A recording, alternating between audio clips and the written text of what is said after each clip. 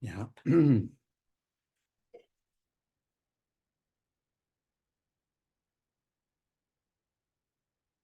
Okay.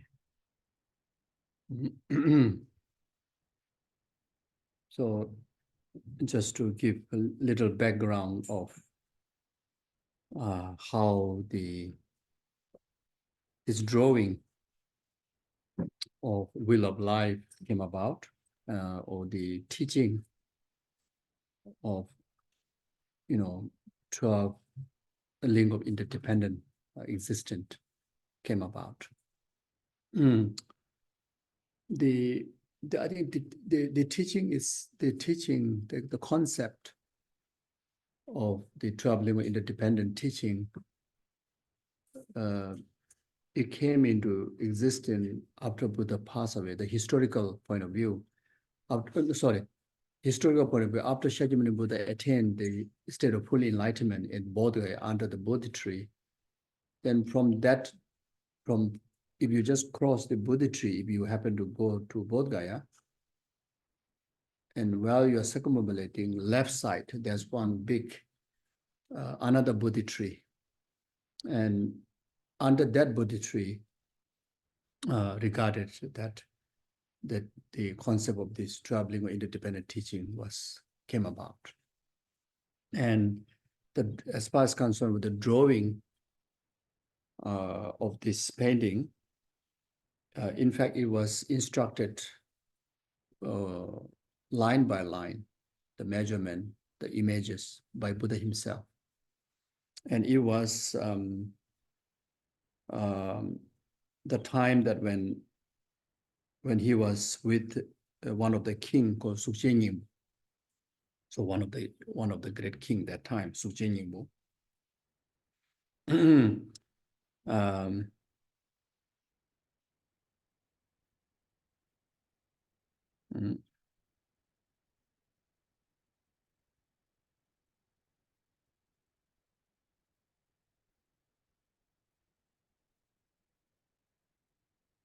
So he received present from another king, the king of Uddayana. Was it? Yeah. The name of the king also called King Uddayana. And then he happened to consult with Shakyamuni Buddha.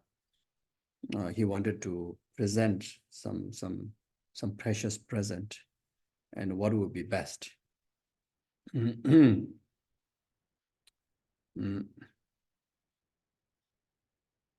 then Shakyamuni Buddha advised to follow his instruction to draw a painting that which carries the meaning of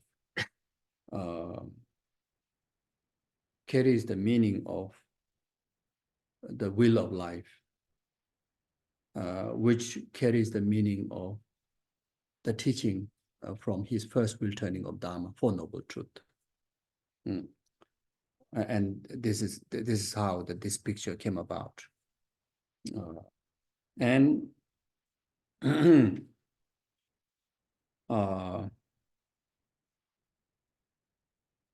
then one of Buddha's close attendant is his nephew. And yeah, to Kungabo, the bhikshu Kungabo,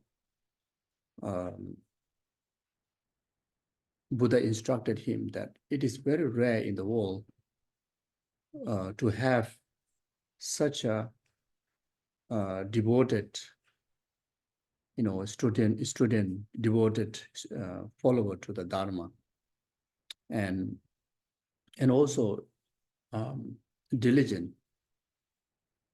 in preaching, diligent in sharing the wisdom of Dharma to others, like the Shariputra and Mongolputra, the true heart disciple. Whenever, of course, during that time, Buddha don't stay in one place. He's always moving from one place to another place, and offer inspirations of Dharma offers social service, and Buddha perform many deeds of become like a palliative care, like very much like hospice care, in today's language. And he would whenever he encounter, sick people, elderly people, needy people, he will engage all his students to be part of caring for them. It's amazing, And sometimes we think of Buddha is like he's always sit on the throne and always just talking, not like that. He's really very active, he's always moving around one village to another village, one state to another state. It's like that, and very much of the teachings are also very organically developed because he's living himself in the teaching, in the practice. So when he see, rice paddy field, there, he speak about the nature of the phenomena in relation to the rice, nature of the phenomena of the rice farmers. And so therefore there are sutra called rice field sutra, this paddy sutra, that paddy sutra, that particular kind of, the sutras, the teachings are very much named into many different kind of village incidents and like mountains and fields like that. And all those teachings are very much developed. He turned the wheel of Dharma while he was walking, while he was traveling. So, and Shariputra and Mongolputra, whenever Buddha have some kind of resting time, and Shariputra and Mongolputra is like always there to greet people and always voluntarily to explain the Dharma. And you can imagine like these two attendants being full-time busy. And one of the teaching that the two disciples share with the visitors and the students, and mostly is the newcomer, and the teaching they share, explaining this wheel of life. They try to illustrate, the two disciples try to make them understand the nature of the samsara, nature of samsaric existence, and where this samsara came about, about karma, about delusions, the limitations of karma, limitation delusions. Then also, from here, then teach about the nature of liberation and the path, towards liberation, and very much the teaching on the Four Noble Truths, And so Buddha told Kungabo that it's so rare to have such a diligent attendant, diligent student. So in future, when these two disciples are no more, there's so many ordinary people will be lacking access to the Dharma. So he says every monastery, is kind of make a kind of a discipline that wherever people establish center, Dharma center, like in the monasteries, then right at the entrance, should draw this life of will. So wherever you go in the monasteries in Nepal, India, Tibet, first thing you enter into the monastery main hall gate, what you see, one of them is wheel of life. And usually supposed to be, but not always happens, one of the main responsibility of the Gompa keeper, the temple keeper's job, is actually carry out the legacy of Shariputra and Mongolputra to explain this to all the visitors. It's a big job. And usually the Gompa keepers, to be assigned someone has quite a deep knowledge about Dharma, deep interest about helping others, not just to do the altar, filling the water offerings, and which are very important, and not just cleaning the room. But one of the main job is explain this. So now in our today's world, the receptionist job, one of the main job is to explain this, whoever comes into your center's door or anyone, any members, you already access to Dharma, And when you bring your family members, your friends, especially those new ones, even to the children, especially very, very helpful. This way of illustrating the Dharma using picture is so helpful. You can create an amazing story to the children. So, so you have some idea about this, and you start to, explain briefly or lengthy, whole of this. You're able to turn the wheel of Dharma on Four Noble Truth. You're able to, plant the seed of three principal aspects of the path: renunciation. Because when you understand suffering, there's suffering existence of the sixth realm, there comes compassion. Suffering is the main cause of compassion, you see. And of course, liberation is possible because realizing wisdom is possible, isn't it? So you're also able to explain directly or indirectly teaching on emptiness. You can able to turn the exact will of Dharma similar to someone sit on the throne and try to preach the Dharma. Same thing. And you can do that at home. It is quite interesting to have, very meaningful to have similar way at home. Why not? If it is, it's quite an art piece also, isn't it? From the point of view of art, isn't it? Quite a massive art. In the, even in the ordinary world, even the children's, sometimes when they draw quite a scary monsters in the school, isn't it? Some of the kids, when they draw, like they like to draw monsters. Many kids like to draw monsters, and many kids they like to play monstrous toys. So I think this is compared to that, not really scary. Okay, so that's the brief story, brief history.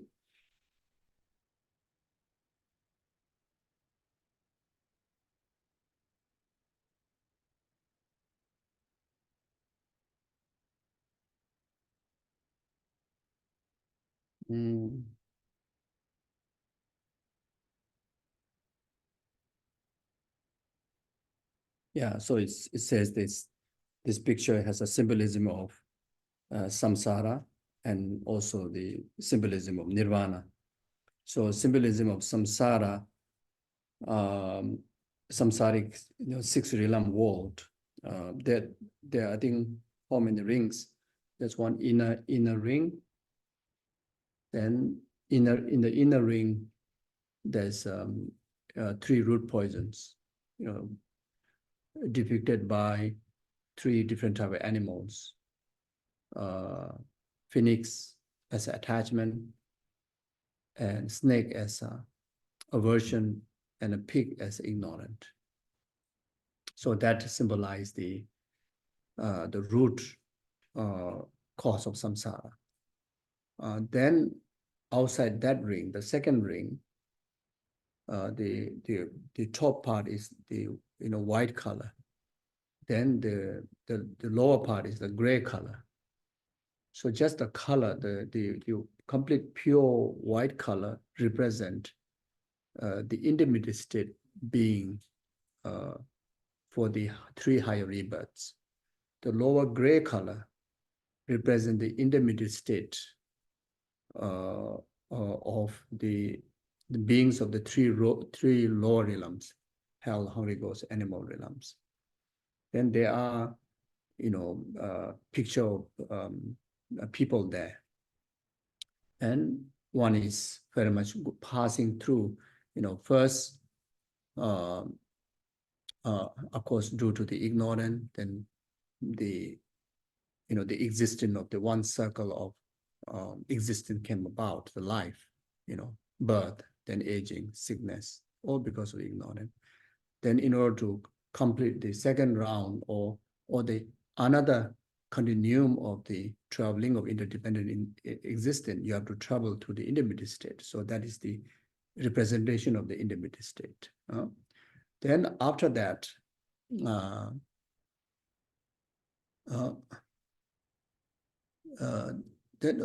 after that is after that the ring there are 6 sections, 6 realms, 3 low realms below and 3 higher realms above. So the three low realms, hell realm, hungry ghost realm, animal realm. Then God, demigod, or human, God, and demigod, so very much like that. Then the 4th round is the trap, representation of the how the delusional bring about karma, and how the karma bring about another form of, ripening condition of delusions. Then from there, then how come about the rest of the suffering existence, suffering existence at the very first time, when we come into the birth, aging, sickness, then the rest of the other, kind of suffering that we experience, during the circle of life. So, yeah, so there's a representations of the interdependent cause and condition. The outer line, there's a representations of the negative circle of traveling of interdependent existence. From ignorant, then bring all the way up to death. So then when you don't stop to the new birth, then again, the another, 12 circle of negative circle can be continue, endlessly circle like that.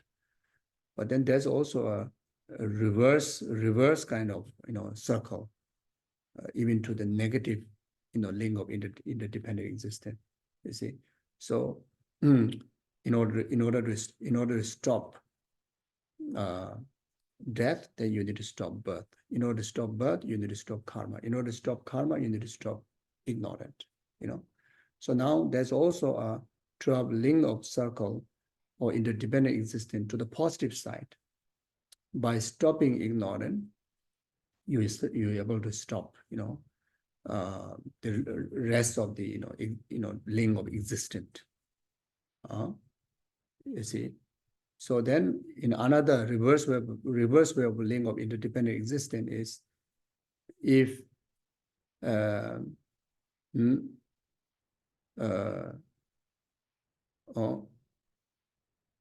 so because of stopping the ignorant, therefore there's no death. Because of there's no death, the reason because there's no death, because of there's no birth.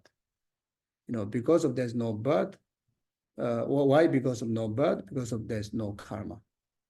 Why there's no karma? Because of there's no delusion. Why there's no delusion? Because there's no root delusion, ignorant. So there's, like within the 12 link interdependent existence, you can able to make as a meditation guide, to make us understand, the straight line, and in another way is the reverse way, as well as also to achieve the positive link of existence. Then you will learn, in order to experience the result of liberation, then what kind of causes that we need to achieve, and you can also understand liberation is possible because of you're able to stop this, or you're able to accumulate this, that's why liberation is possible. So something like that. Then, so this is very much, which is the wheel of life within the 6th realm, or the samsaric life. The whole of samsaric existence is very much within this, within this round wheel, which is very much, how to say, under the control of the, the Lord of Death, the Yama. The Lord of Death, the Yama, there's no external kind of such look or such a person or such a being out there. It's very much of, the reflections of our own, the three type of karma that we commit, during the circle of life. It's very much a reflection, reflection that which will determine what kind of experiences that we would experience, or what kind of life that we will arrive. So a lot of death is very much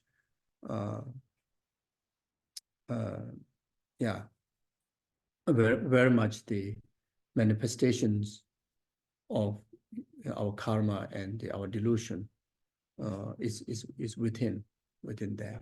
So if it is of course, if it's heavy karma, then the delusion and the karma itself is the one that who make the decision what kind of rebirth we're going to experience. Even though it sounds like there's someone out there, like we're going to, after die, we're going to face a lot of the death, and a lot of the death going to kind of like weigh, count how many negative karma you have, virtuous karma you have. Then after that, it will kind of send you to certain kind of group. So actually, the reality is actually the delusion and the karma itself. The committing its potential is the Lord of Death, the Yama, which is already determining, the which group we belong to, as a life within the circle of existence, like that. Then in this picture, there's like two kind of Buddha's pictures appearing there, but usually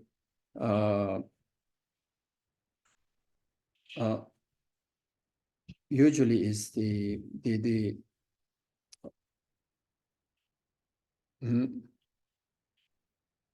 right side of the picture. There will be I think two verses of there are two verses of very much the meaning that verses carries the teaching on very much essence of the Four Noble Truth. Illustrating, the limitations of the samsara and its causes, karma and delusion, and also illustrating the nirvana is possible, the cessation is possible, through the applications of the correct path, correct path of wisdom and attitude. So usually the writing of that Buddha's statement will be there. Then left side, then Shakyamuni Buddha is standing. So if there's no statement is written, but as long as there's one moon should be drawn. So there should be one moon, and that moon is symbolism of nirvana. So rest of the picture that we have just discussed before is the samsaric suffering world. The moon symbolizes the nirvana, and Buddha will be pointing a finger to the moon, say, this is the place where we should be going. So like this, so pictures is supposed to be like that. There may be many kind of way of drawings, but that is quite common one. Is like that. Why is moon? Why not sun? Sometimes some pictures they also draw moon, sun and moon. That also actually not the original way. Should be just one moon, and the other side would be Buddha showing the path, like that. So the moon, and the moon also will be full moon. And if someone is a painter drawing, the moon should be completely white in the full moon aspect. And that carry, even that, the conventional phenomena as a moon carry a deep meaning in relation to, in relation to the characteristic of nirvana. So nirvana is something that you achieve by purifying the darkness of ignorance. And that also has to be developed gradually. And when you are fully purified, the complete purification of ignorance is done, then you arrive at the state of nirvana. The full moon is very much developed from the darkness, the dark night, yeah? And there's a gradual kind of like development, and on the actual full moon day, when it is complete, the moon carry like clear, luminous, but at the same time, very soothing, not like a sun. Sun, can burn, it's like kind of burning sensation. The moon is like very soothing, but very clear, bright. When you arrive at the state of nirvana, it's very much like the state of full moon. It's completely clearance of the darkness of ignorance. And it is blissful experience, therefore we call nirvana is peace. Blissful experience, how the moon would affect us. That soothing, the calm, especially at night, is like everything, like all activities are very much settled. And that calmness is there. And that calmness also serves the environment to really to have the completeness of experience of the moon's existence. Yeah, but in the sun, it's daytime, very busy activities. Even we go in a very quiet park or maybe at the beach, you sunbath, just matter of time, you're going to feel the burning sensation, not a calm, soothing sensation. So that's why that's the moon like that. So that's just a brief idea.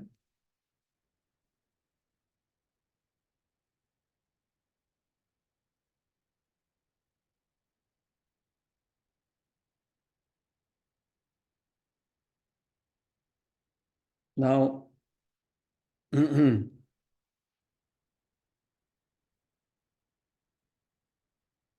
so when we talk about ignorance, which is the first of the 12 circle. So anyway, there's a 12, dependent origination. So the first one is ignorant. Second one is formation. Third one is consciousness. Fourth one is name and form. The fifth one is the six sensory sources. Then number 6 is contact. Number 7 is sensation. And number 8 is craving. And number 9 is clinging. Number 10 is becoming. And number 11 is birth. And number 12 is aging and sickness, or aging and death. Sorry, aging and death. So when we talk about ignorance, so there are two ways of illustration. One is in according with Ārya Asanga. So Ārya Asanga's way of understanding of ignorance is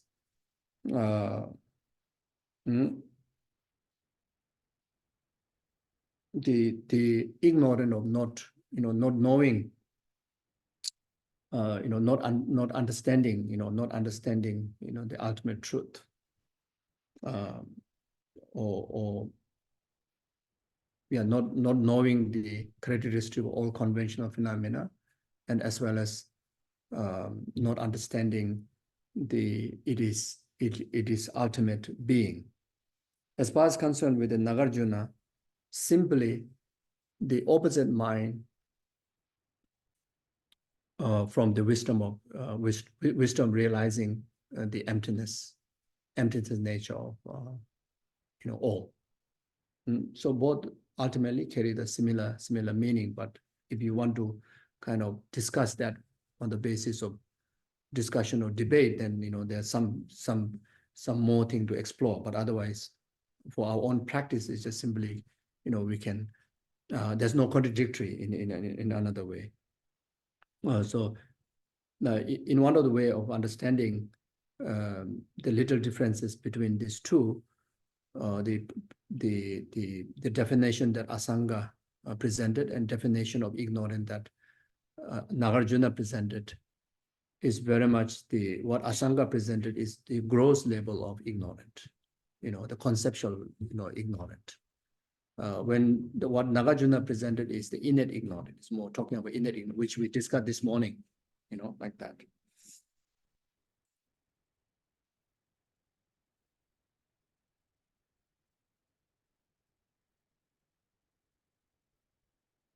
So formation is the second. So what is the formation?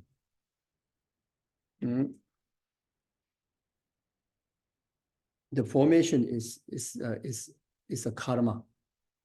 It's an action. That action that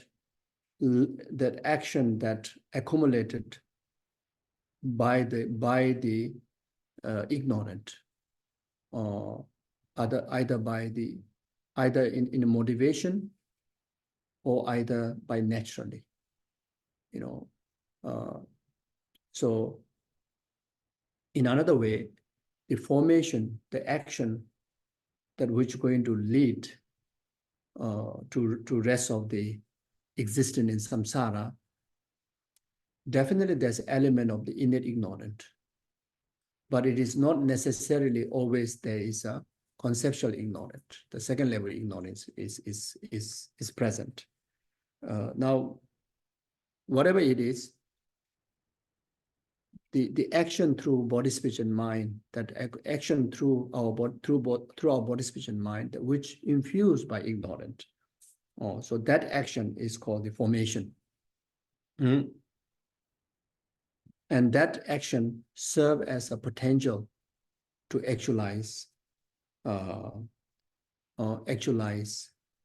rebirth within the six realms. So that's the meaning of formation.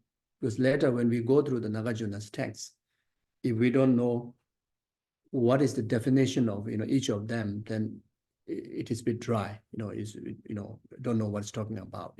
So whenever we think of formation, I see the initial potential that committed by ignorance. So it's just like that. Then the third one is consciousness.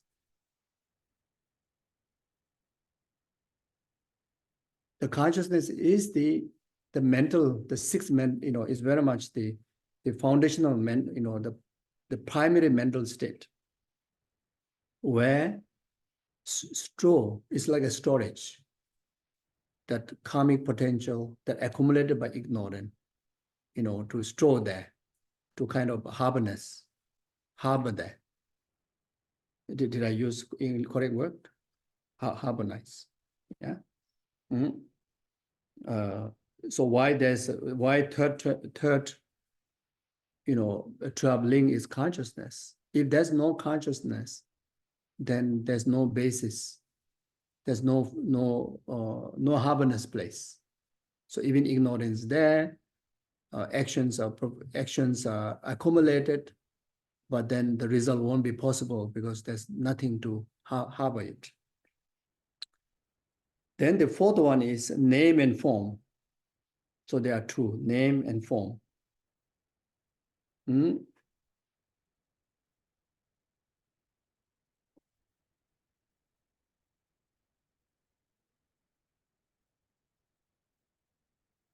So in consciousness,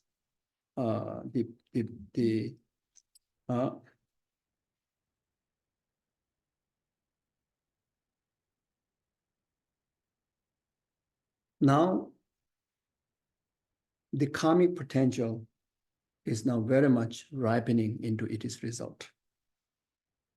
When it ripens into result, it has to be ripened in continuum of aggregates. So it could be aggregates of body and mind both, all the five aggregates are intact, or it could be in a formless realm. So there are three three world that we can be born. The desire world, form, and formless. So these are the three places. When we take rebirth in the formless, there's only the number, what you call it, number 6, the consciousness is there. The rest of the other elements, from the 5 aggregates, the aggregate of consciousness is established, but form, the aggregates of form is not there. So therefore, so here, if we relate to the 12 link that establishing within the human body, then the potential of feeling, compositional factor, etc. are the name. So all the factor that which is not physical aggregates, all those are are called name. Name and form, the name. Then as far as the concern with the form, for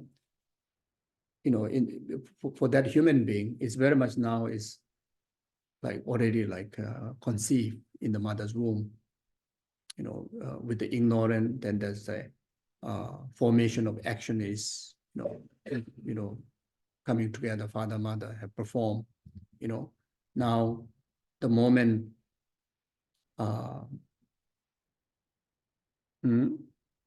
the combining of the father's, mother's substance, the egg and the sperm, then the continuum of the past that travel through the karmic potential is entered within these two substances. Then there instantly form a life, form a human life, even though it's not birthed out, but is already form a human life. And right there already form name and form. So the name is, as mentioned before, there's already feeling, compositional factors already exist. So that's called name. Now forms are the, that kind of like a, that little maybe form of gel, little maybe form of, maybe from microscope the doctors may able to see it in the womb. And that physical aspect is the name, is a form. So it's a form and name, which is by the result of the 3 earlier, factors, three earlier link of interdependency: ignorance, formation, consciousness. Now it's like the baby is already in the womb, and already that baby is a living being. That baby is a human being, even from the very first moment, or the very next moment when the consciousness is already established onto these two substances of father, mother.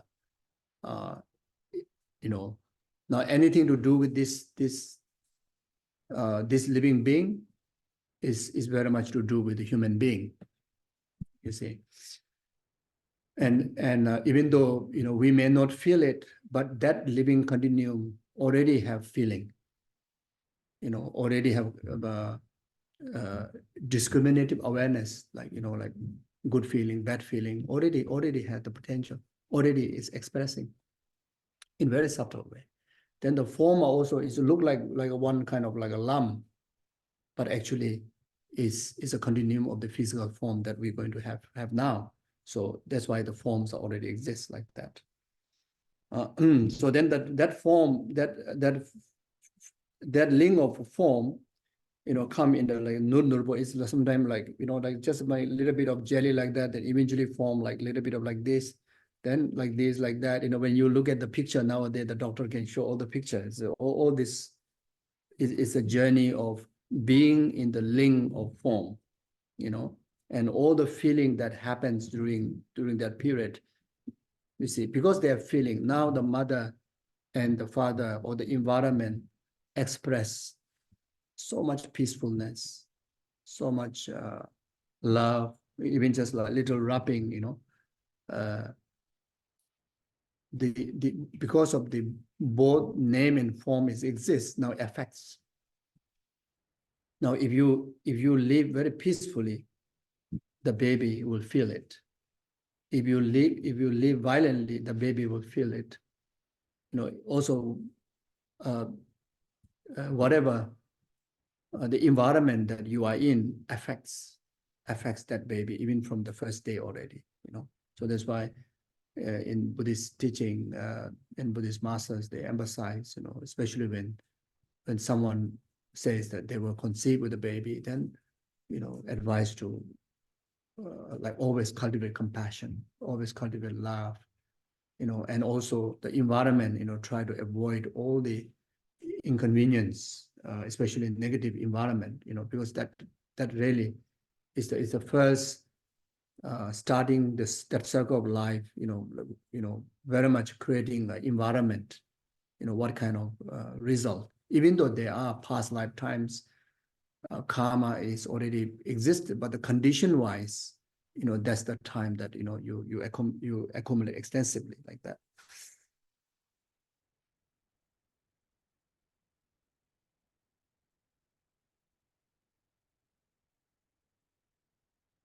Then number 5 is the 6 sensory sources. So then after that, then the sensory sources will start to develop, like eye senses, I sense, the sources, the eye organ, all that to develop. So now here,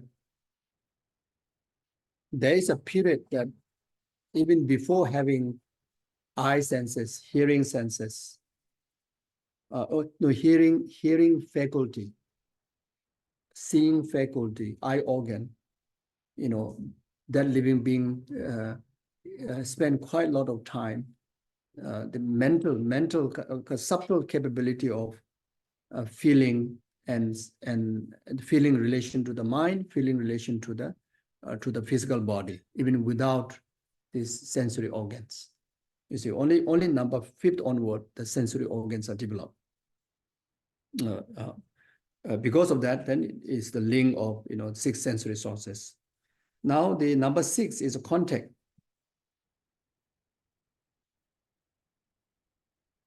Now this is the time that the 3 phenomena meet together.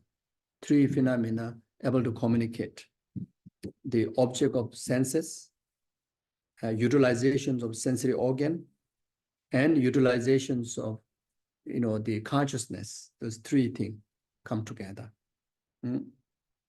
So that meaning, by then the baby, like not just feeling from the mind, but now hearing from even the ear, even the sound, or the extra layer of the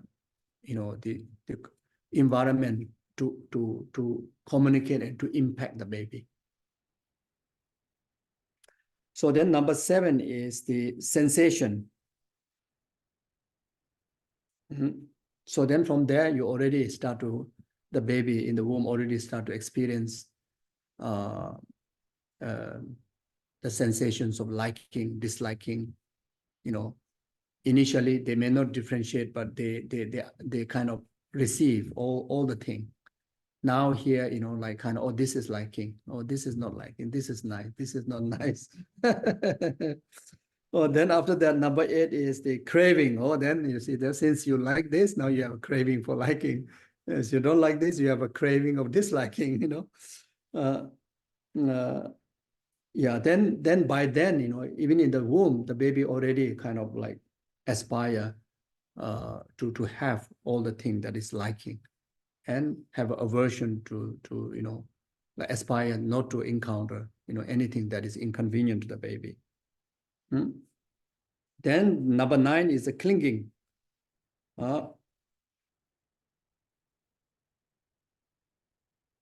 Then when the clinging arrives, now those craving will express into more grosser level of emotions. Like now you start to express attachment. The clinging is developed on the basis of craving. is clinging is very much kind of like expressing attachment, not just liking, but now pursuing, now like stick on to, I mustn't let go to achieve this. And, so that kind of thing, Hmm?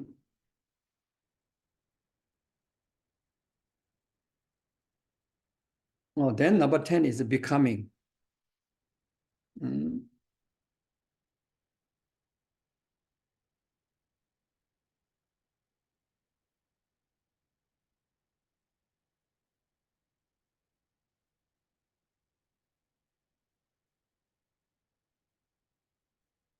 Yeah, so then when you reach to the number 10,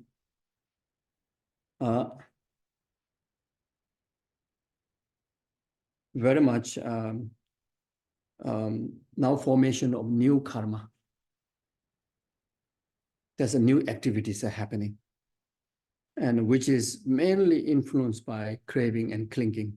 So this is the in another word is the main conditional karma is developed, to bring about the actual birth, main conditional karma. So the formation at the beginning, the number 2 is the initial karma, the potential karma. Now here becoming is the conditional karma. But both are initiated by ignorant. The initial one is initiated by inner ignorance, conceptual ignorance. This one is craving and clinging, also is ignorant, is the delusion. The main mind is the ignorant, and just expresses in a more aggressive way, more obvious way. That's why it becomes craving and clinging, and that will make complete readiness to really give birth to this world. The give birth in the conventional, actually already born, already exist. So there are few few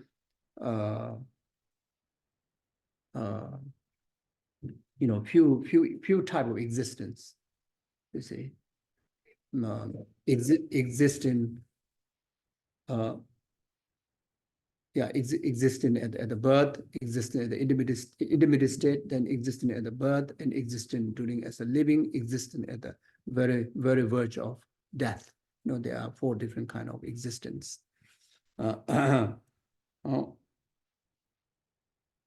Yeah, then after that, 11 is the now birth. And when it comes to birth, so of course humans are womb birth, but in the form of the 12 ling, whichever realm that you're born, or whichever world that you're born, whether even you're born as a formless realm, form realm, or even the 6th realm, there are many different kind of birth. It's at least I think 4 kind of birth: womb birth, egg, miraculous, and moist birth. There are 4 way of birth. Like that. Then number 12 is the old age and death. So the old age to death, within that circle, of course, the time is much more lengthier, but then it's uncertain.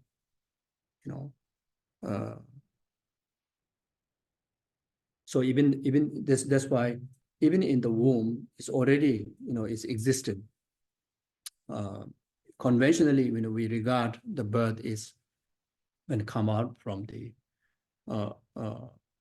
mother's womb, but otherwise, being born as a human being is the very moment when consciousness already established in these 2 substance. So there are many different kind of existing the period of life within that journey of the traveling. Some conceived, next moment died. Some just before birth, 9 months later, just before birth, dies. You know, and there are also some like you know, they born very fast. They not necessarily take 9 months. They like immature kind of, you know, birth happens, and all this, yeah. Then even after birth, some dies and immediately, and some they live lengthy. And when it comes to death and living, the death can be very much in the two kind of categories. One is timely death, another one is untimely death. And untimely deaths are regarded very miserable. And untimely deaths are also regarded, it has negative consequences, or it is the experience of negative consequences of the untimely death of your previous life. And if it's not, if die untimely death, this circle of link, then the future rebirth going to have negative consequences. So that's why many die when they were young. It could be fall into either of these two categories. So if the because the human lifespan is like 80 to 100 over years, you know, majority. So able to live about 80, you know, is a very good, it's like quite a human kind of life, you know. But if it dies earlier than that,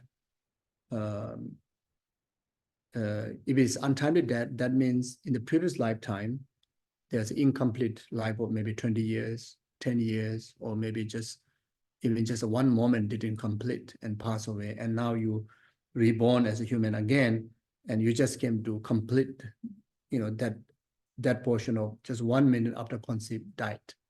So that's why sometimes, you know, certain parents, they blame themselves because of children, you know, died, they were young, or this and that. But there are a lot of play of individual karma. In fact, if we know more detail about how karma works, then actually, you know, of course, it's so sad. Of course, you know, it is emotionally, it's really, but this blaming kind of extra suffering that we can avoid. You know, I encounter quite a number of people, you know, they go through serious form of suffering, very, very deep suffering because of, you know, they think they are the reason why, you know, that child passed away, you know, in immature age, you know, and but mostly it could be they just came to experience that's their lifespan, you know. So if that comes in our understanding, then there's some acceptance and rather spend more time in meaningful doings, you know. But that doesn't mean that we shouldn't accumulate conditions to, you know, save as much as life as possible, because not all death, not all untimely death comes in our way as a result of complete karma. The karma can be, you know, what's it? Not all untimely death could be a result of definite karmic result. So there could be many indefinite karmic circumstances. So if in case it's indefinite karma to die untimely death, then accumulating a right condition able to save that consequences. So such as in Buddhist practice, practice of, you know, white Tara, practices, practice of animal liberation, saving life, offering protection to people who are in danger of life. Then, you know, helping sick people, offering medicines. All these are, you know, tools to collect virtuous conditions to overcome the karma of untimely dying. And not only to that, even but this can happen to some of the higher level of practitioners. Even you have definite karma to die on, let's say, after completing your human lifespan, which is very much defined from your past life. Let's say, supposed to live for 84 years old, or supposed to live for, let's say, like that. Let's say 60 years old. And that is 60 years is that's already coming, definite karmic result be ripened to pass away from this life. But then by engaging into practice like Vaitara, there are cases that it will prolong a life. And one example is my late master. He, I think, prolonged about 20 years more from his definite karmic lifespan. So there's an astrological observation, and also the clairvoyant. There are beings that who has clairvoyant. They predicted, even without knowing what that person's lifestyle, and they really see. There's one lady there's one lady who have such a clairvoyant, such a prediction in South India in the past. So when my master was ill and he's about to pass away, about to pass away, then I went to seek some advice from this lady, and she never know the existence of my master and daily schedule. She see everything. Actually, she used a kind of like a mirror like that. There she see everything, the whole daily schedule, and for how many years of what kind of practice he been practicing. And he says he been practicing White Tara every day, and from this hour to this hour, and this kind of like sadhana practice that he used. And he was supposed to pass away 20 years back, and he already belonged, to accomplish some of his spiritual this and that, and this here you have to let go. This is his decision. This is, so. And I mean, we have some idea about that, but we don't know exactly how it works. And I was fully convinced, there's like that. So therefore, from our side also, if we practice Vaitara is the embodiment of, all the numberless Buddhas' longevity. If you like do meditation, receive long life initiation, recite this mantra, do veneration. So all this helps to clear obstacle to the life, so it's just a side like that. Okay, so now before we better touch the text, otherwise we may not finish it. We may end the session without doing my job. Distracted whole up to now. Okay, so now the text, which is Kasa,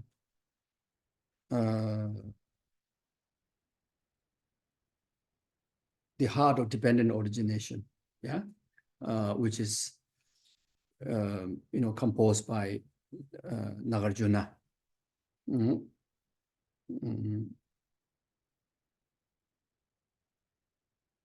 Tenzin dewa chungwe nyingbo sikli uchepa. Okay, so like this.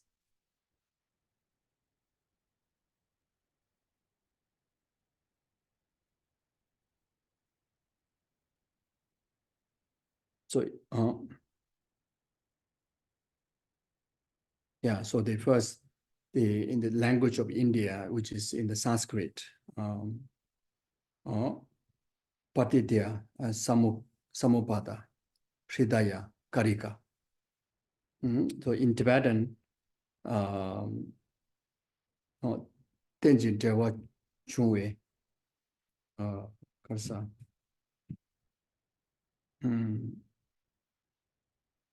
Tenzin dewa chungwe nyingbo sikli uchepa. So Tenzin dewa chungwe nyingbo sikli uchepa.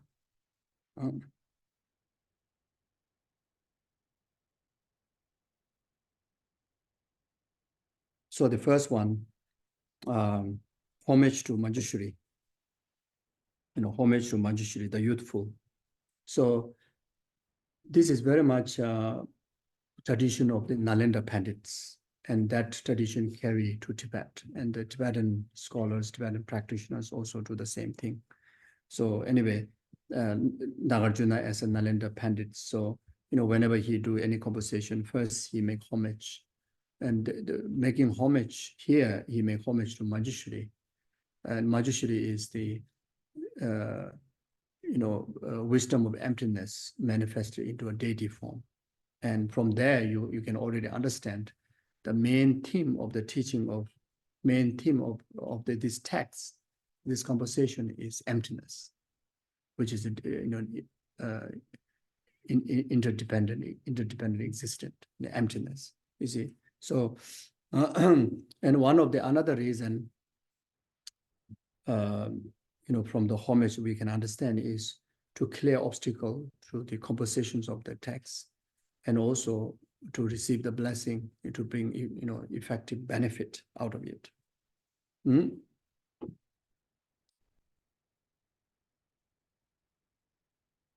So this can be explained in the two manners. The very much the nature of the interdependent existent, and it has its subdivisions, how to explain the text, out of it. So just the nature or the definition of the name, Patitya Samupada. So Patitaya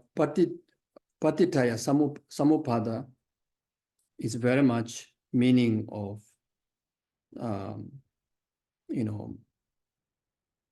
the interdependent understanding in relation to causality. As I mentioned briefly this morning, when it comes to understanding of interdependency or interdependent existence, there's a three levels, or the three kind of interdependently existent, or interdependent referring to. The first one is the causality, the cause and effect, dependence between cause and effect. The existence of the result has to happen dependent on the existence of the cause, and that is very gross. And that also has the conventional kind of way of understanding, and the ultimate way of understanding. That also has the, even in the conventional, there's a very gross, very like ordinary way of understanding, and more subtle way of understanding. See, so the gross causality, like such as like you gather the bricks and you build a structure, and you able to make it a house. So this is very gross. It's very easy to understand, and it's slightly subtler than that. So very much even this formation of this ground, formation, the interdependent, of formation of this land. There are so many subtle atoms, subtle factors, subtle causes has to get together, to able to actualize it. Then that can go even more subtle, more subtle, you can go even beyond physical way of observation. Then another level of interdependency is the dependent on part and particles and directions, like such as the existence of south depend on existence of west, east, north. Depend on existence of time. Because of 12 noon exists, that's why 2 o'clock exists. So that kind of interdependency, interdependency between the time, direction. So these are you can call as a parts, part of time, part of directions. Then there are particles, interdependent on particles. This is even more subtle. Then more subtle, the interdependent existence is existing very much dependent on the imputation of the mind. And the gross one is like how the Chittamatra would say, the true existent mind imputing the actualization of all existence. So very much like all existence are result of karma, that understanding. The way of the how Chittamatra would, philosophical view would say. Then subtle level of the most subtlest one of all understanding of interdependency or interdependent arising is merely dependent on the imputation of the mind. The existence is merely dependent on the imputation of the mind. I exist merely imputed by the mind, by dependent on the mind, or by dependent on the idea.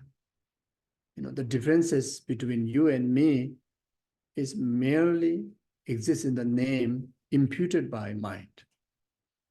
The existence of good and bad, existence of Buddhahood, existence of this six realm of silent existence is dependently originated, dependent on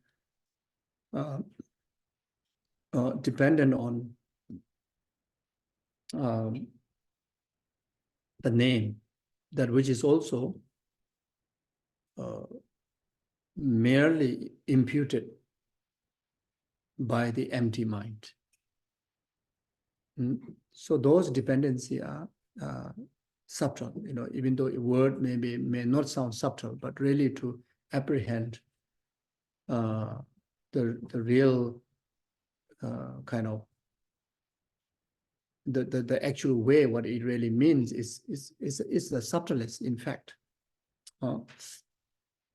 And that level of establishing interdependent existence, among all the religions that came into existence in the universe, in this world, only Shakyamuni Buddha understood that. He revealed that. It's not being biased of saying, Buddha says so, Buddha is my teacher. Not because of that, but actually only Buddha able to illustrate many ways and very profound ways to make us understand and to make individuals to realize. And many have realized, like Nāgārjuna, who came into existence after Buddha passed away 400 years later. He is one of the first person who really understood that concept of emptiness, that concept of interdependent existence. Buddha Palita is one of them. Chandrakirti is another, great master, which is also very much, with the help of Nāgārjuna, able to discover this understanding. Then in Tibet later, but 1,000 years later, or 1,000, or maybe almost like 2,000 years later, almost 2,000 years later, which is from now, it's not that long ago, about 600 years only, maybe 600 years like that. Lama Tsongkhapa, who realized this concept of emptiness, exactly the way how Nāgārjuna have understood the intent of the Buddha and understood exactly what the Buddha would understand. And what's the big deal of that understanding? The big deal is they're able to overcome ignorance, and they're able to actualize, they're able to overcome the four maras, four obstacles, the obstacle of the inconvenient, physical aggregates, mental aggregates, this samsaric aggregate. They're able to overcome samsaric aggregates because of that discovery, because of that wisdom. They're able to overcome the mara of death. They're able to achieve immortality. never dying. And how wonderful, if you achieve that, I mean, you really able to live forever, and that's quite nice, isn't it? And that living also without needed to go through the inconvenience of these inconvenient aggregates. They also achieve Vajra body, and that's like if they live forever, but they live with this human body, that's not so nice also. When get sick, when get old, this not easy to handle. But all this possible because of the wisdom that they discover. First they study, they got to understand. After that, they train their mind, like what we discussed this morning, exercising with the meditation, the illusional-like meditation in the day-to-day activities, and space-like mind or space-like emptiness meditation in absorption meditation. They're able to do that. And with the help of gathering conducive condition, which is very important, like merits, accumulating merits, doing purifications. Like Lama Tsongkhapa also, after he received the teachings and discovered the Nāgārjuna and Chandrakirti's notes, the wisdom that they discovered, they shared in the text. And he understood after quite a great study, but he didn't realize the path. He realized the wisdom, what he's explaining, and he even able to compose unmistaken commentary, explanation of emptiness, but he didn't really able to achieve that wisdom as a path. That didn't become him. He is still, whenever he's meditation, he's okay. Whenever he's out of meditation, he get influenced by distractions. He get influenced by the ordinary world. Then he had a consultation with his teacher, and he says, pray to Manjushri. Then Manjushri appeared to him, the wisdom Buddha appeared to him. And Manjushri says that, yeah, you had the great wisdom, but lacking of merit and purification. So from there, then Manjushri, encouraged him to go and do a retreat, quite a lengthy retreat, accumulate merit through prostrations and, mandala offering practice, waterfall offering practice like that, like practice of 7 limbs, etc.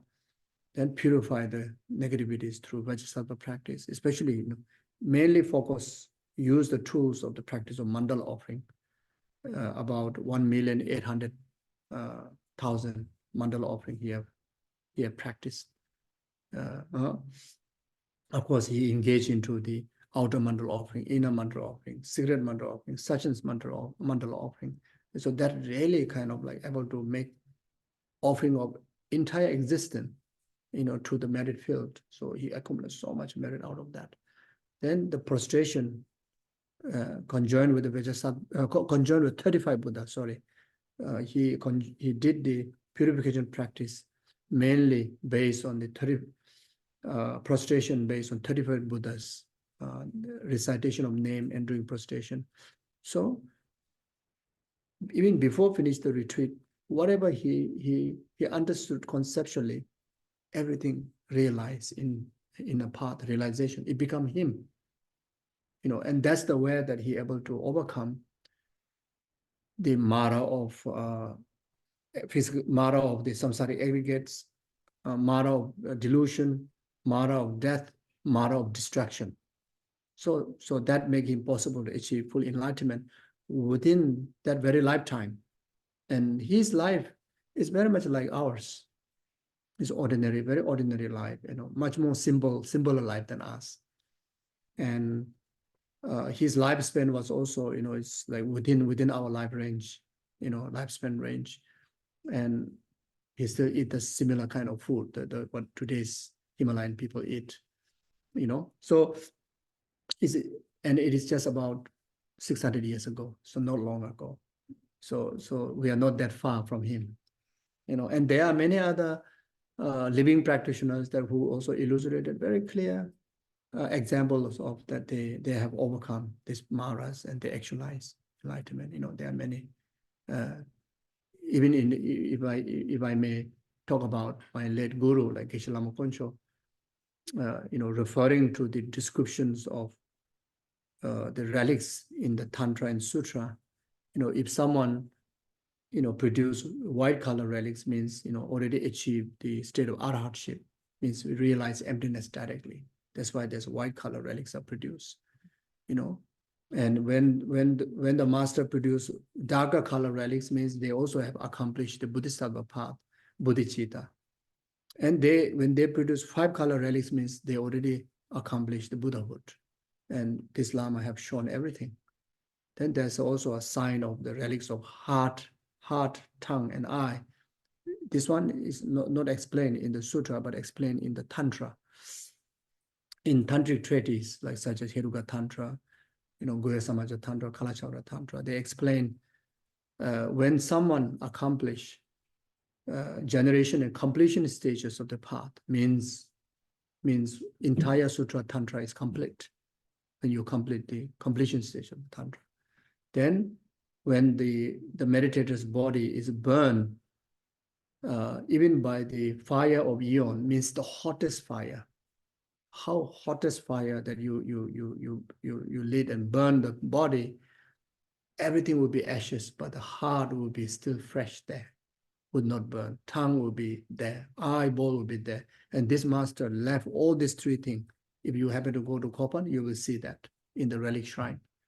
Of course, now it's like dry, and from the heart, produce many round pills like red relics. You can see so clear, like red blood relics. So when the heart was discovered, it's still wet, bloody, and whole shape, and it is in the ashes, white dust, ashes.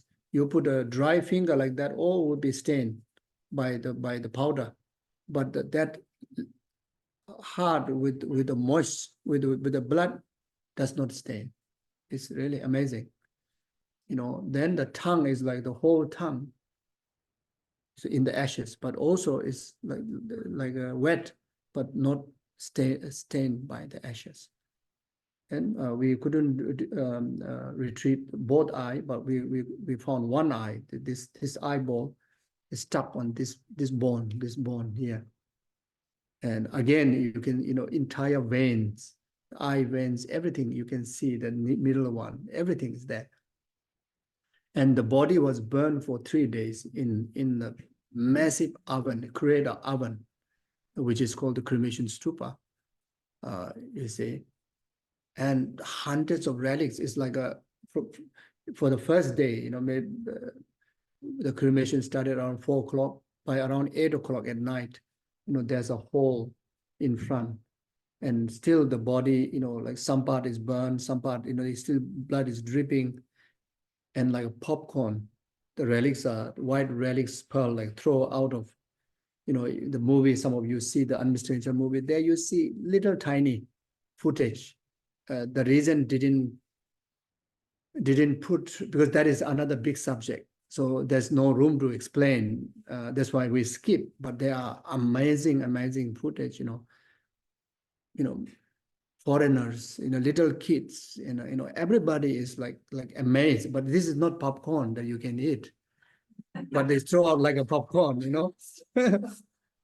So based on the scripture, what Buddha have described, and these are all result of, the realization of emptiness, result of practicing Dharma. So these are, Lama Koncho, passed away in the year 2001 at the age of 84, not long ago, So you see, it's our time, people. But he worked very hard. 26 years is more than that, but just in our account, 26 years in complete solitude, full time, day and night. He don't sleep like Lama Zopa. He don't sleep. Full time, and he's not only practicing one day. He combined so many practices for intense purification. He lived throughout his 26 years in a Nyungne practice, compassionate Buddha fasting practice.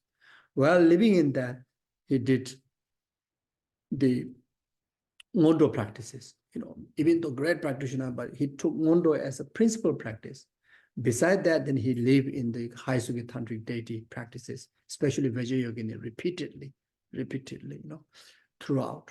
You see, in fact, he never have a idea or motivation to come out from cave. He come out because of Lama Yeshe and Lama Sopa Rinpoche called for him.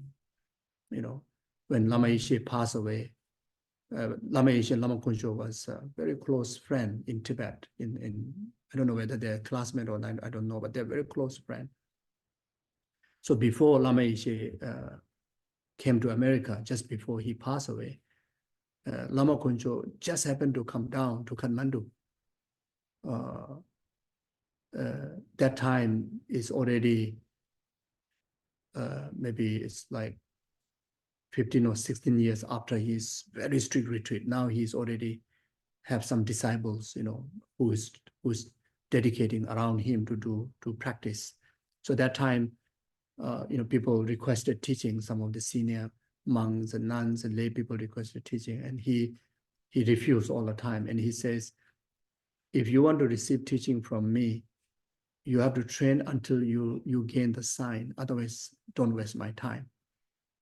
And if as a monk and nun, you have to dedicate, you have to commit to do retreat whole life, because it requires that much time. Then I will teach you, I will initiate you, I will guide you just being around me. If it's a lay person, just to taste the Dharma, 8 years, you cannot go back home. You have to stay around me. So he got about, I don't know, 8 or 9 disciples, and like that. So that time, they've been going through mainly Vajrayogini practice. So for the students, I think he felt it's important to illustrate all the ingredients that require for like soul offering for this practice. So there's one ingredient, I don't know, maybe I think it's a brown sugar, something to do with that.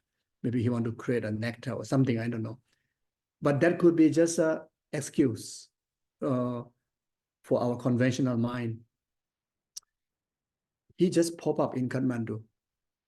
And that's the time that Lama Yeshe and Lama Sopa Rinpoche was actually looking for Kopan Monastery, where they established Kopan Monastery. So they were at Bauda.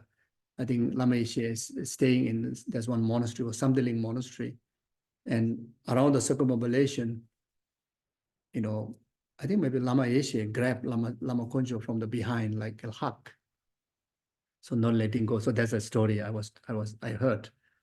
And Lama Sopa Rinpoche at that time, I think very skinny, just following very like pauper, So I heard that time.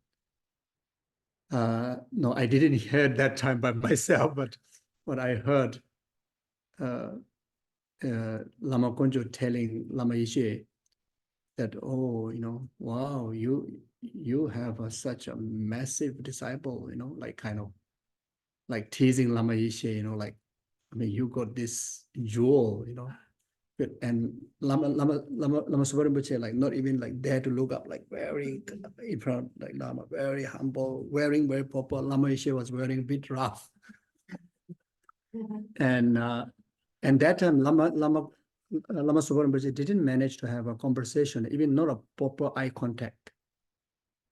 So then another time again just came, and again it's almost like they came to meet each other. That's it.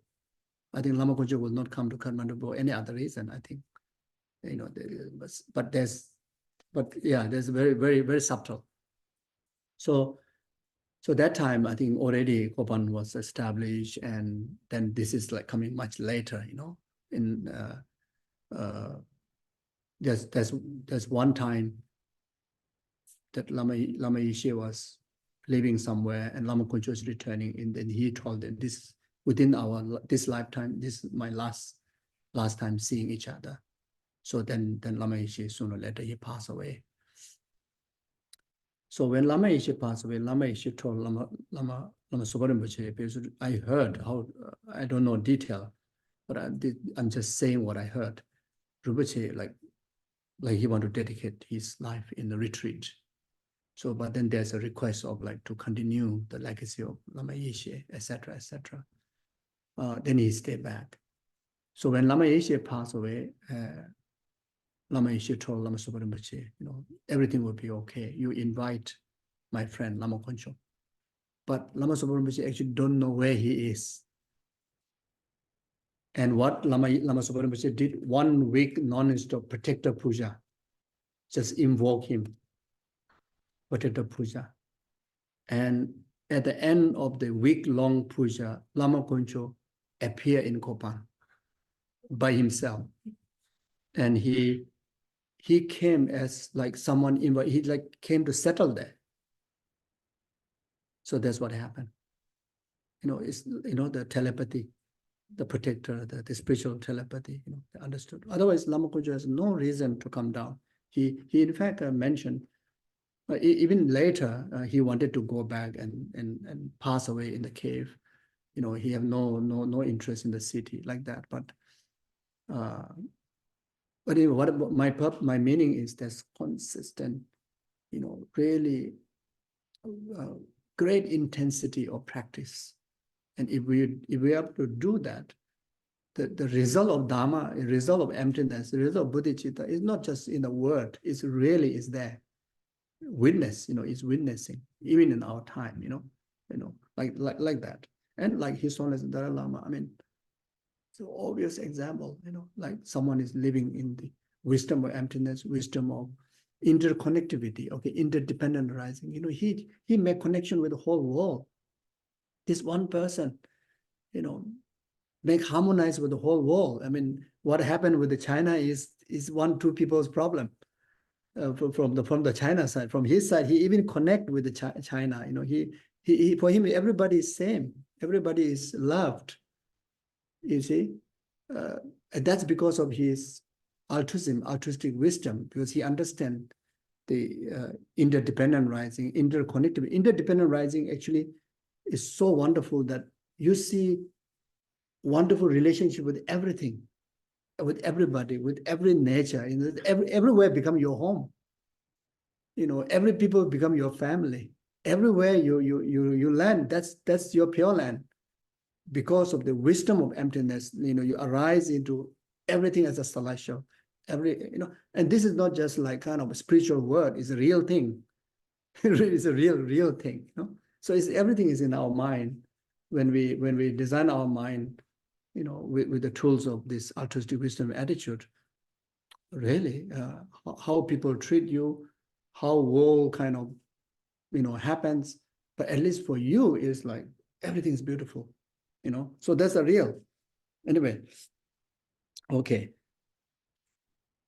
now I have half an hour to complete the whole text. So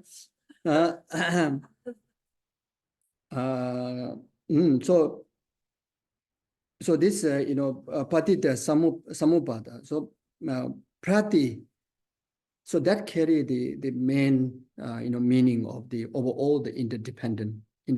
So all these 3 type interdependent I explained is very much, contained in that. Samupada or the samu, that is very much, about the causality, the interdependence of the causality, the very, very, what you call the gross one. And the interdependency in relation to causality is very much asserted by the earlier 2 philosophical schools, Vaibhasika and Sautantika. Otherwise, the rest of the broad understanding of interdependency, the most extended one is in Pasangika Madhyamika, like that. So anyway, this just a little bit of some understanding, yeah. So Buddha taught 12 different links as a dependent origination, 12 different stages which have explained in relation to the will of life, and this is it. in relation to general, the interdependent link is about the causality, dependent on particles, dependent on the implications of mind. So these are the meaning. So then, so in relation to the troubling, which is this text is very much referring to, then the ignorant, formation, consciousness, name and form, the six sensory sources, contact, sensation, craving, clinging, becoming, birth, and old age and death. So from this, number 1 and number 8, ignorant and craving, or number 1, number 8, number 9, ignorant, craving, clinging are the delusion. Then number 2 and number 10. Number 2 is number 2 is formation. Number 10 is becoming, are the karma. Then rest of the 7s are the suffering. Consciousness, name and form, the six sensory, contact, sensation, birth, old age, death, all are in the category of suffering. So very much this troubling, divide into 3 categories, which the text also, very clearly emphasize. So this can be summarized in the 3 categories, delusion or mental affliction, karma, and suffering. So the first of the 12, ignorant, and the 8, craving, and the 9, clinging are the affliction. The second, formation, and the 10, becoming are the karma. The remaining 7, consciousness, name and form, sensory sources, contact, sensation, birth, old age, and death are the suffering. Thus the troubling are grouped in 3, so as what it says in the text. Then from the 3 of affliction, the 2 originate. So very much the 3 is the ignorant, number 1, number 8, craving, and number 9, clinging. From the 3 of the affliction, the 2, karma, formation, the number 2, becoming the number 10, karma and suffering, and yeah.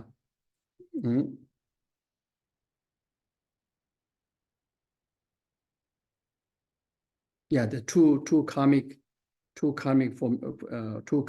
formation and becoming, bring about the rest of the sufferings.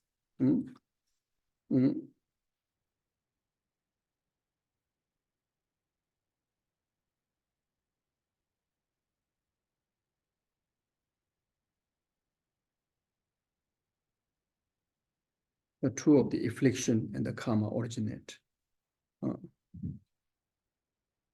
From the 3 affliction, the 2 of the affliction, karma originate. So how that works? Clinging originate from the affliction of craving, and formation and becoming originate from the afflictions of ignorance and craving. So that's how it works. And from the 2, the number 2 formation and the becoming, the 2 karma, 2 karmic link bring about, comes the 7 bases, which is the suffering, the basis of suffering. Again, the number 1, consciousness, number 2, the name and form, and number 3, sensory sources, contact, sensation, or sensation, all this originate from the formation. And the birth and old age and the death originate from becoming. So there's a 2 pace of experience of suffering. Then the root text, it says, from the 7, the 3 comes once again. So what it means is from the 7, the base is the suffering, as mentioned before, such as consciousness, name, etc., and death, aging and death, etc. From the 7 bases, the 3 of which, the 3 of delusion or affliction, such as the ignorant, the number 1, and craving and clinging. Those, the initial ignorant and the initial afflictions of ignorance and the conditional afflictions of the craving and clinging again repeat, repeat once again like that. So this repetition can go on uninterruptedly, and complete within 2 lives, or it can be complete if the karma is interrupted. It can be complete in 3 lifetimes, or numberless eons of lifetime later also. Let's say we commit karma, through the ignorant, to be born as a human being, to be born as a human being. Then you born human being, then you go all the way, up to the death. Then before, another, like to complete another circle into human life, they may be at the time of death interrupted by the karma to be born in other realm, like in the hell realm, or be born in the pure realm, or more favorable realm, maybe in the God realm, then the remaining karma, the remaining, the link in relation to the earlier link to the human cycle, possibility of completing, maybe countless life later, or maybe 1 lifetime later, whenever the conditional karma, whenever it was it, whenever the conditional karma to complete the new existence is able to be possible, until that. So there's a lot of interruption can also be occurred. Yeah. Yeah. So from the 7 bases, the 3 of the ignorant, craving, and clinging comes one again. Craving originate from the sensation, and clinging from the craving. Craving is of the same essence as ignorant. Means the craving is an affliction, and which is the main force is ignorant. So that's why it's the same essence. Everything up to and including sensation is subject to, again, subject to aging and death.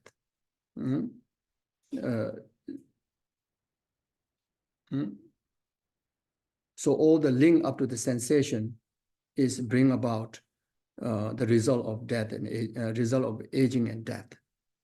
So ignorance arises from the old age and death. You see, now ignorance, again, another circle will bring about the old age, the ignorant, the old age and sickness, aging and death. Again, if karma is not completely purified within this very lifetime to take a new rebirth by the force of karma and delusion, then the ignorant will again take in charge to able to bridge to the new circle of, the samsaric life.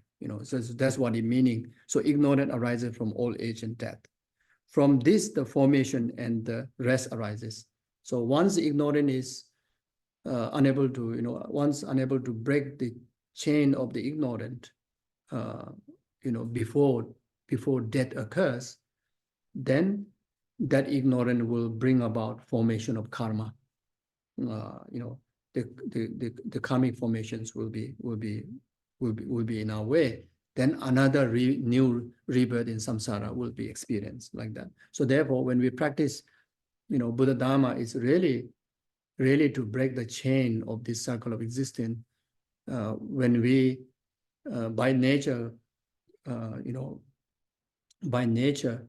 bring us to the point that the samsaric aggregates are also naturally purified. Like when we pass away, this samsaric physical aggregate will be naturally purified. It will be disintegrated. It will be separated from our being, isn't it? And then when we experience the clear light, there we experience the dharmakaya, enlightenment. Or if not, at least we experience the actual experience of emptiness.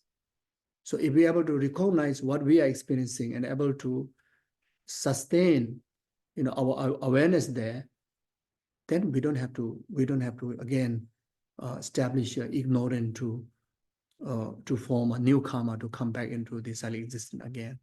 So therefore, the practicing of Dharma is to really able to overcome, able to overcome the control of karma and karma and delusion, or able to overcome new reincarnation, able to overcome a new reincarnation of ours. You see, so of course, emptiness wisdom is number one. Bodhicitta is number one, yes, but if those are unable to, any kind of virtue is helpful as long as we habituate them, leave a deep imprint of them is so beneficial. Best, even at the most crucial time when the dissolution comes in our way, like dissolution of the earth element, that very much comes in the true form, physically also, kind of like we see, like losing muscles, these are all experience of dissolution. When I was, I think about 30 years back in monastery, I got quite a firm muscle. I do a lot of prostration. I got, now no more.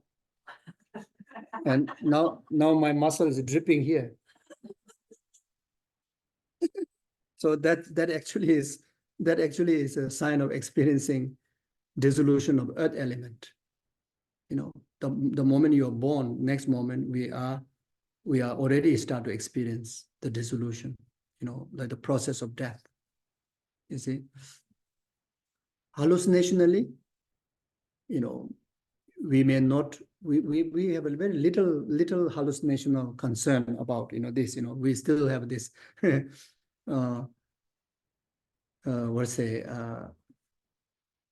to say, now I can't remember what to say, but we still have a very hopeful kind of, like maybe I go to gym for maybe 1 month, I eat protein and do like all the what do you call the push up or whatever, then maybe this muscle will go back here. So I may have little concerns, okay, this is not nice, but I don't have that deep kind of fear, deep kind of disturbance in my continuum. But when we arrive to a very much the final stage of dissolution of the earth element, then the hallucination is very much illustrated by example in the text, like whole mountain is collapsing on you, or you are right in the center of like a ground that which is like completely opening and you are completely dropping into in the middle like that, or there's a hole and 2 mountains squeezing you in between like that, or maybe this one, maybe even pulling down. So anyway, so very scary kind of like hallucinations, comes in our way. Then when the dissolution, when the earth element dissolve into a water, then it's like, yeah, so that's the experience. Then the water element dissolve into a fire is very much like in the middle of, like ocean, like there's nowhere that you can grip onto, and you are sinking and you don't know how to swim. And there's so many sharks are like kind of like opening their mouth like that kind of, I mean, in the text it didn't say about the shark, but I'm exaggerating a bit, but it's like that. It's very scary kind of illustration, illustrated, And then when the fire element dissolve into the wind, then very much you are like burning by the fire of eon, means like the hottest fire, and everywhere is fire. You are just about to burn like that. So fearful. So then after that, so you see. So now,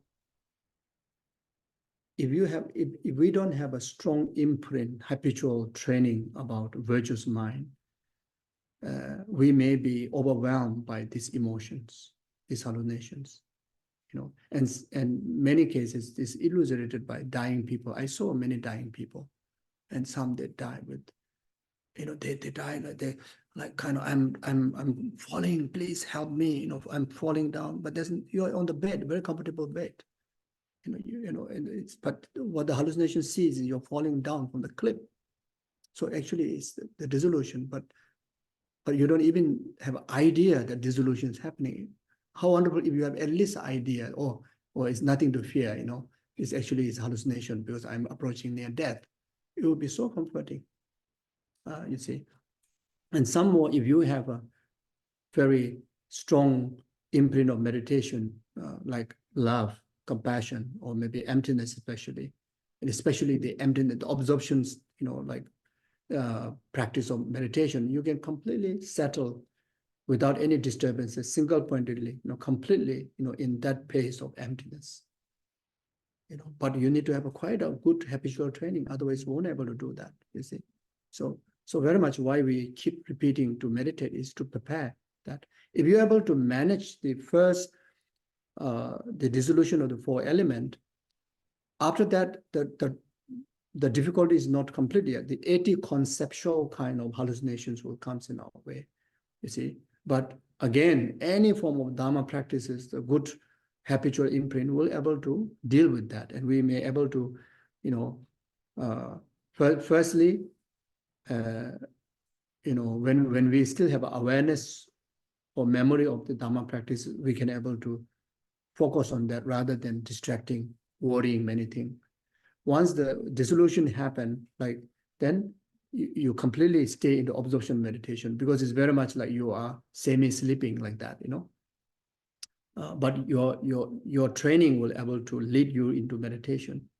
Then by the time that wind element dissolve into the anti-conceptual thought, clinically will be pronounced as a death. So no more breathing, and no more hearing, no more seeing, no more feeling, nothing, physically. You see, now very much spiritually, we are not dead, because life force is not departed from the indestructible, chakra, not departed. So, but clinically it's dead. But mentally, go through again so much struggle if we don't have practice. See, so now once we reach to the three, preliminary stages of the clear light. Clear light is very much the zone of enlightenment, or zone of emptiness, or zone of very pure state. So before that, there's three steps. One is called the white appearance. The moment conceptual minds are completely dissolved, there's completely kind of like a blank, but blankness in complete whiteness. Like when we knock our head to something, like that, there's like kind of star comes in our head, our mind. That is the image, but it will be completely fill, entire our mind state. So that's called white appearance. And what is really happening is the both subtle and the gross fluid we receive from father, the sperm. The gross one very much become bone marrow. The mother's one become flesh, blood, etc. Then there are many different stages. Gross, subtle, innermost subtle. Those substances also has many levels, and the most of the fathers, the subtle, the phenomena become more like a brain. So the brain is start to completely like lose its function. By the time the clinical death already, the doctor will say brain dead, isn't it? But not completely. Spiritually, still, it's still there. There's a certain function is remain, subtly, but that is because of, not nearing to the complete death. When you appear the white appearance, you're already nearing to the complete death. So that's why brain melts, and because of that, cause the melting of this subtle implement that received from Father, and it start to drip, even maybe even the liquid wise might be dripping, and the subtle kind of nervous, not a physical, but there's a chakra system is also kind of bursts or dies, loses its strength to hold. So then the white drop kind of like come down through the central channel, and because of that you have this white appearance. Now when red appearance is because of the mother's substance is gross, subtle, innermost subtle, those energies are also losing its strength. Then it, by nature, it just, goes up through the central channel. When these two meet at the heart channel, that bring about like kind of like a bang or disturbance to there's a chakra which is the most subtle one, which is called the indestructible chakra, chakra, or indestructible substance. Oh, why is indestructible? First time when consciousness entered into this true substance, the consciousness was consciousness which very much element of the life force in the form of subtle wind, it comes there. It was captured close up, and this only opens, only one time when we are dying, when you occur the spiritual death, when you occur the clear light, then it opens. So because of arriving of this true force, white and the red substance in the central channel, because of it is melting, it causes this subtle channel to open. When you open this first time is when it's meeting, then black near appearance, white appearance, red appearance, then black near appearance. There's complete blank out, like darkness, like that, because of the banging caused that. Then right after that is the opening of the indestructible drop, and the duration of the wind, the subtle wind, which is serve as like a horse riding our life force or the consciousness. While living and during that process, you experience the clear light.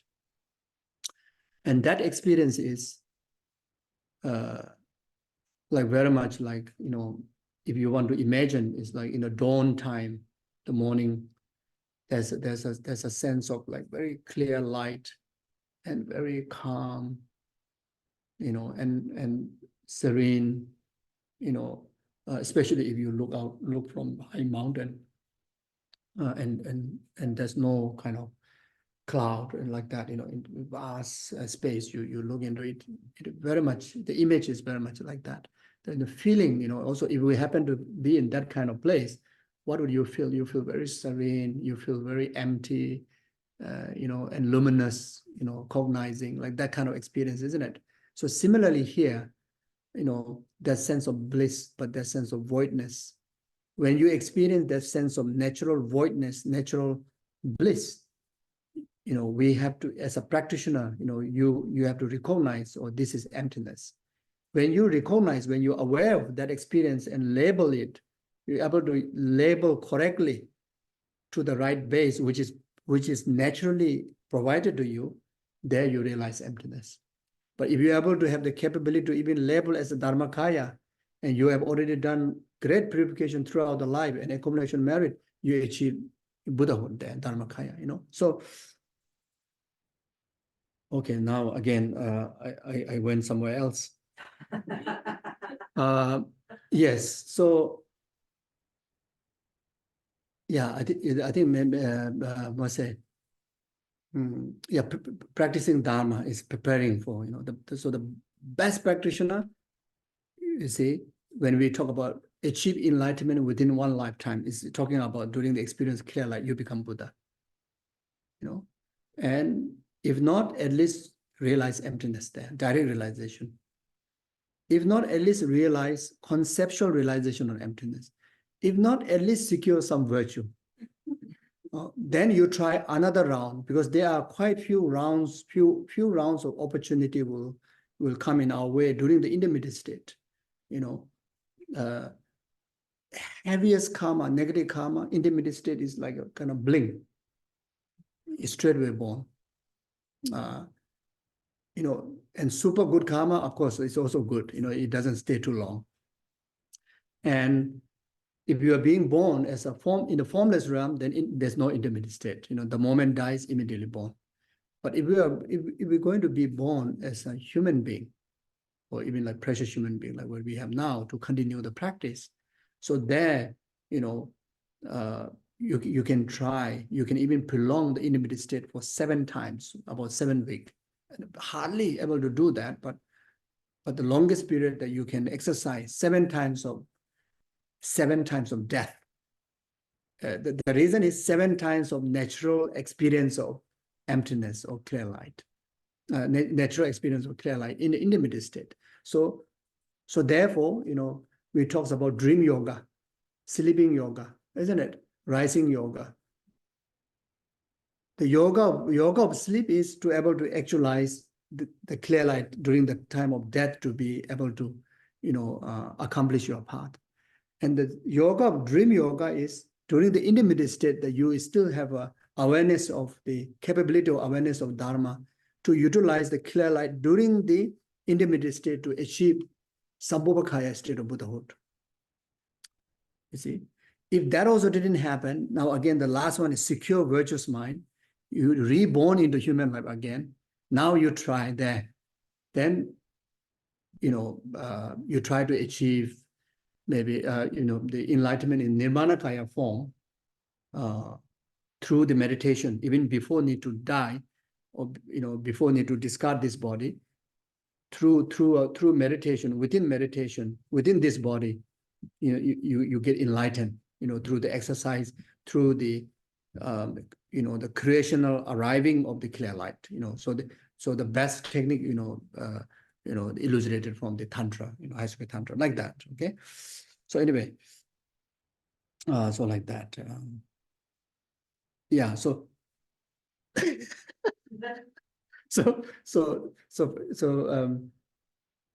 if we don't practice, there's quite a tough time, the possibility of a very tough time. If we practice, whatever level also, it will be great help. At least we'll be able to secure virtuous mind, and we have another good life, next life, like the forever life, like that. Okay. Then alternatively, formation, origination from craving and the ignorant, that is identical to its essence, and becoming, which is number 10, and originate from the clinging, number 9. The links from the consciousness, number 3, which is suffering, to clinging, number 9, originate from the formation, number 2. Birth, number 11, and the old age, number 12, and the death arises from becoming, number 10. And ignoring the number 1, and the rest originate from the number 12, old age and death. So then the root text is that thus the will of the existent turn and turn. All beings consist of the cause and effect, in which there is no sentient being at all. Okay, now my reading is terrible. All beings consist of cause and effect, in which there is no sentient being at all. From phenomena which are exclusively empty, there arises only empty phenomena. All things are devoid of any I or mind, like the recitation, recitation need to depend on the, the mouth, the tongue. There's no kind of inherent kind of existence of recitation. The candle, you need, it has to depend, rely, connect to the matches. The mirror, the reflection, you need a face to show in the mirror, then reflection comes.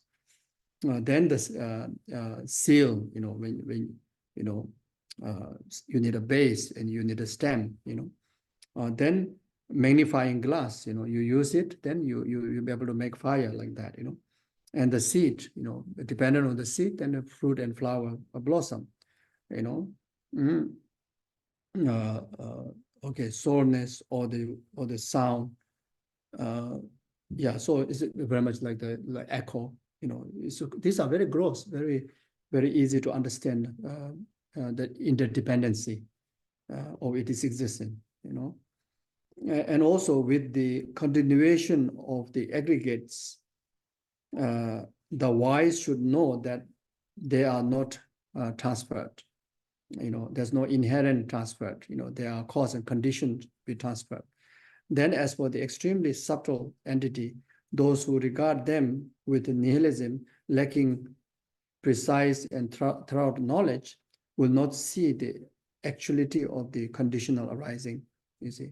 So as we live in ignorance, then we won't able to understand the interdependent existence. If we don't understand interdependent existence, then we won't understand emptiness, you know, like that. Then we won't able to see the ultimate truth. In this, there's not a thing to be removed, nor the slightest thing to be added. So everything is, in short, this is particularly talking about the Pasankika's view. You know, there's from the object-wise, there's nothing that which you need to be aversion, which you need to be attached. There's nothing is so-called, you know, bad. Nothing is so-called good from the object side. There's not even a one tiniest, you know, moment or substance that you can able to establish. Is everything is just simply invitation of your mind. It's simply arise because of dependent on the mind. So if you have pure mind, you're able to actualize pure existence. If you have a negative mind, you know, you will establish negative existence. You know, so if you want to experience happiness, you know, you actualize a pure mind, virtuous mind. Then happiness will be actualized. You see, so very much is simply imputation of your mind, simply projection of your mind. Okay, so like that, and that's so true. That's so true. That's very true. Okay, I don't want to go destroy. There are many examples. Okay, it is looking perfectly into reality itself, and when reality is seen, completely liberation. You see. So it's simply resting into the natural state, simply resting into the organic state, okay? Cannot pretend, you know, we don't need to pretend that the most beautiful one is right in within, and that naked being of yourself, not the without the clothes one, I'm saying, you know, that original one, just present that, you know, you are the most lovable, you are the most beautiful, you are the completely no different than the Buddha. Okay, so that when you arrive to that, you know, you arrive to liberation, and the liberation is not out there, it's inside here, like that. So this concludes the verses on the heart of the dependent origination composed by the teacher Ārya Nāgārjuna. Thank you. Okay. So I'm sorry for the extra 5 minutes. Thank you. Okay. So I think maybe even that's it. No need to do dedication. That is the dedication. May all be auspicious. It's okay. Tomorrow. Okay. We can do it tomorrow. Okay. Thank you. Take care. Bye-bye, everybody. Take care. Good rest. I'm in New York. How can I take extra your time? Normally I would. Thank you. Next time. Good night. Good night.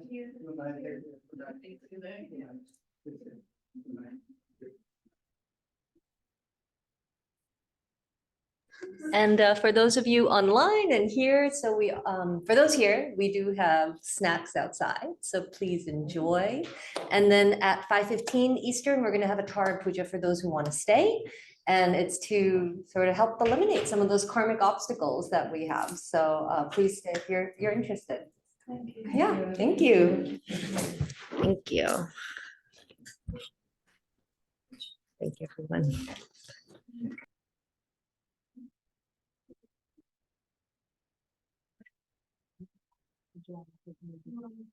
Oh, yes, we actually have paper copies. Oh, so you got, were you not going to like? Yeah.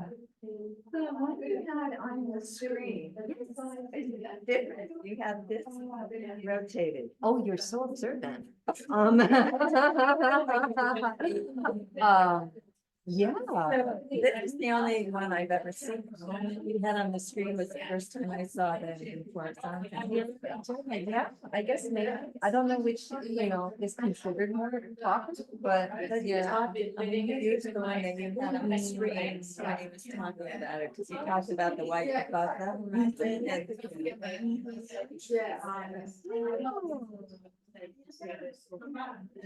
When he's the Yeah. but he didn't say anything about this. That's, yeah, I don't know, you there's just like, yeah, some friends, but I don't know. No, these are the future. Yeah. This is what they do. Is that what they do? When I figure I have a spring person, it's like on the set. Oh, right. It's not the shadow.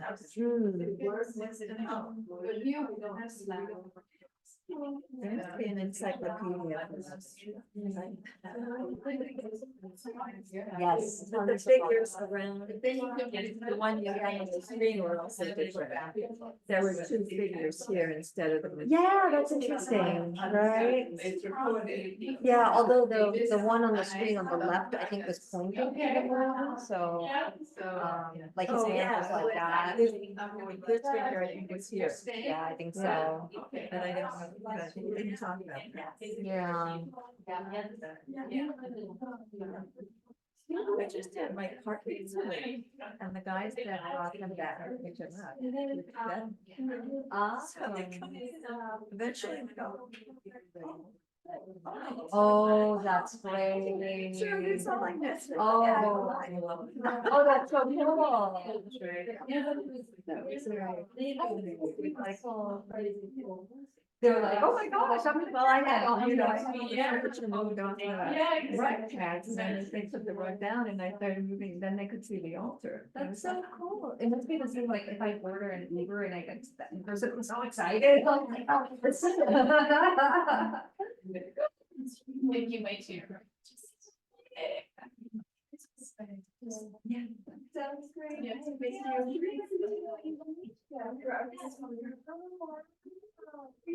No, I was. This is your 2 weeks, 2 weeks and hours. I